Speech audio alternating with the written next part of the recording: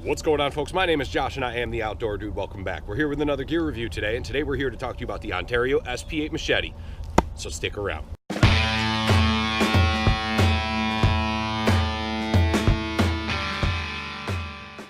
All right, folks, we're back. Now I'm excited about this one, so let's not waste any more time and let's get right into it. For starters, guys, this machete is a beast. This thing comes in at just under 1.5 pounds at 22.8 ounces. Blade length is 10 inches from handle to tip, and a cutting edge of 7.75 inches. And the blade thickness comes in at a stout 1/4 inch. The blade is made out of 1095 high carbon steel. Now this blade, guys, comes with a finger choil that is nice for choking up on and getting in and doing more finer detailed work. And it has this saw backing that I wouldn't use for much. It's not very efficient. You could probably use it for notches and traps and stuff like that, but you can efficiently probably cut it out better with the actual blade of the machete. Now the machete comes with a very nice sheath. It's a leather combination Cordura sheath, and it's fairly thick. It's got like a cardboard or slight soft wood backing or something in there. It's got really high quality buttons on there, and it's got this nice drop leg style belt loop situation that I'm a fan of, and the D-ring on the bottom that comes with a cheap shoelace that you can use to tie around your leg.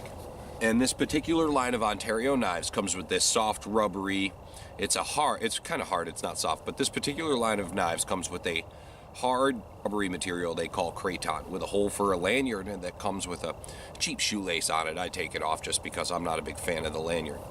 This craton handle comes with a really nice guard on the top and the bottom to avoid slippage. So when you're chopping and you're choking back on it to get that forward weight and momentum, you got something holding your pinky there. It fits the hand really well, guys. I wear an extra large glove, and this still fits my hand.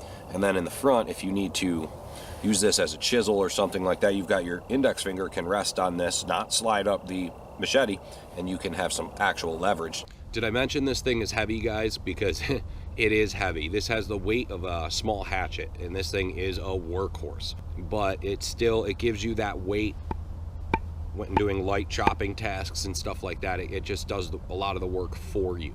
And with the short saber grind, it kind of pops right through real hardwoods and softwoods alike when you're doing your basic campfire tasks and stuff like that. All right, guys, enough of the boring stuff. Let's get into some machete tasks. First thing first, just process this guy. Small stuff, like, no problem.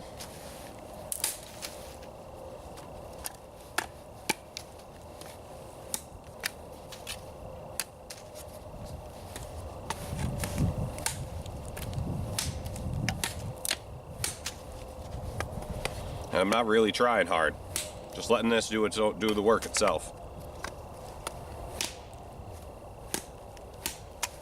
That's pretty easy.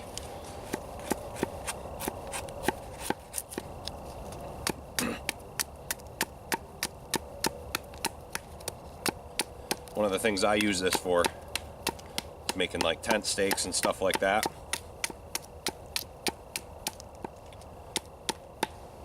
And when you need to choke up on it,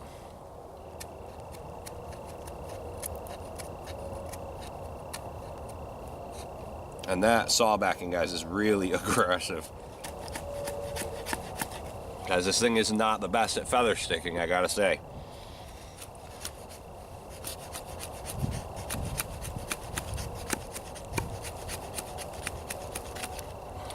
It does okay feather sticks.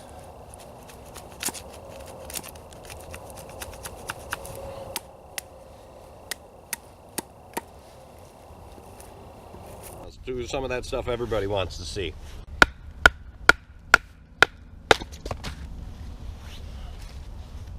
This thing is one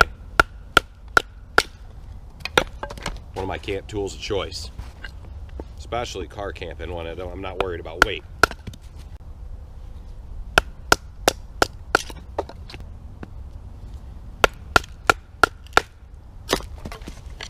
My knife can do the small stuff. Let's see what happens when we do the big stuff.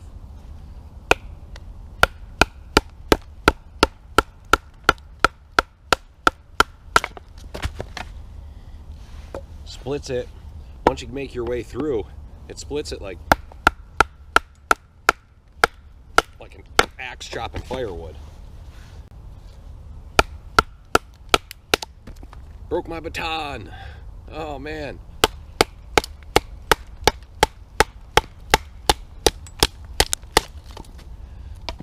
Went right through that knot.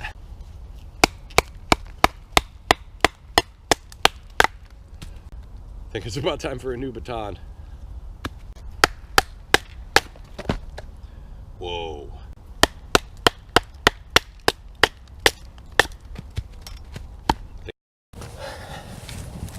All right, guys, let's do one more, just a little bit bigger.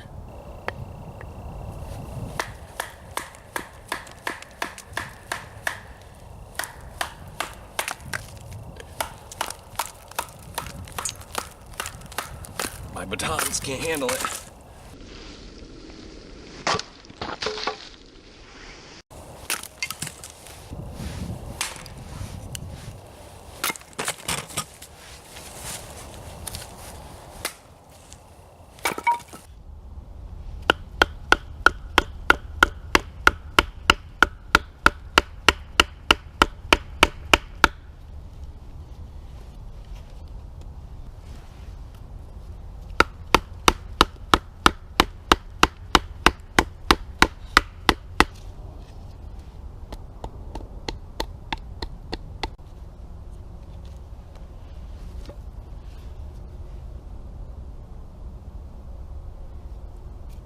Got a little pot holder.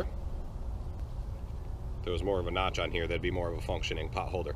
But at least you can see that the machete makes easy work out of that. Quick small chops and you got a nice little pot holder notch. All right, we'll show you one last, the little spine room you have here. I wouldn't do it so far away from where you get your leverage, where your hand is, but this spot.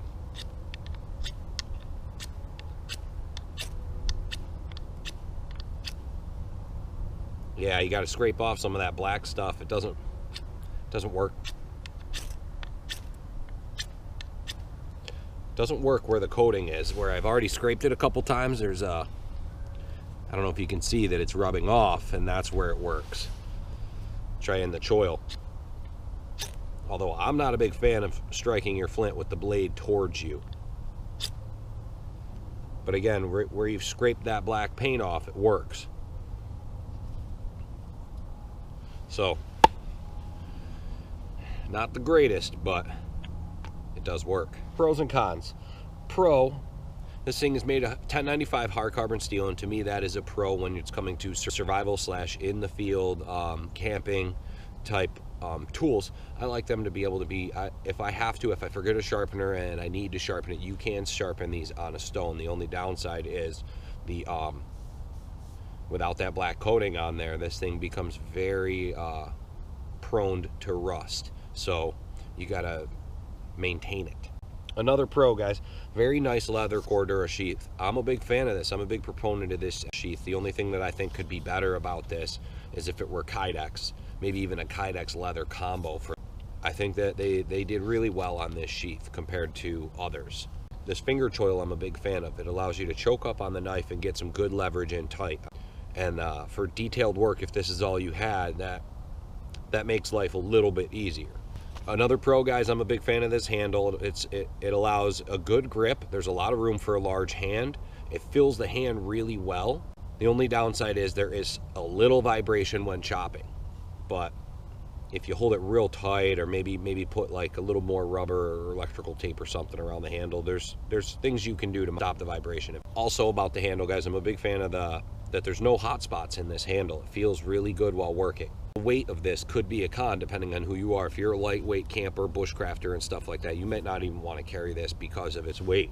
You could put a lot of different beneficial things in your pack if you're on a weight limit and you're trying to keep things lightweight. All right, guys, who is this knife for? I'll tell you who this knife is for. It's for the lightweight crowd. All joking aside, guys, this thing is a heavyweight beast, and it's great at basic camp tasks, shelter building, fire making, pot holders, all sorts of different things if you don't mind the heavy weight. But it is a workhorse, and you won't be disappointed. So, guys, give it a try. Buy it. It's on Amazon. It's relatively inexpensive. I'll flash up a price of what it costs at the time of making this video. And when I bought it a couple years ago, it was about 50 bucks. All right, guys, we're back inside the battery guide. This is where I'm going to end the video, guys. This was my review of the Ontario sp8 Machete. And if you guys like what you saw, check the link in the description below. It takes you to Amazon where you can buy that machete for right around 52 bucks, I think. At the time of making this video, that's right around where it was. And if you guys take that link in the description, you go buy that machete, I make a small commission off of it, full disclosure. It's not huge, but it's something that helps me keep doing videos like this. And with a baby on the way right now, every little bit helps and is greatly appreciated. So as always, thank you guys so much for watching. And if you like this video, hit the like button. And if you'd like to see more videos like this, hit the subscribe button. And as always, see you next time.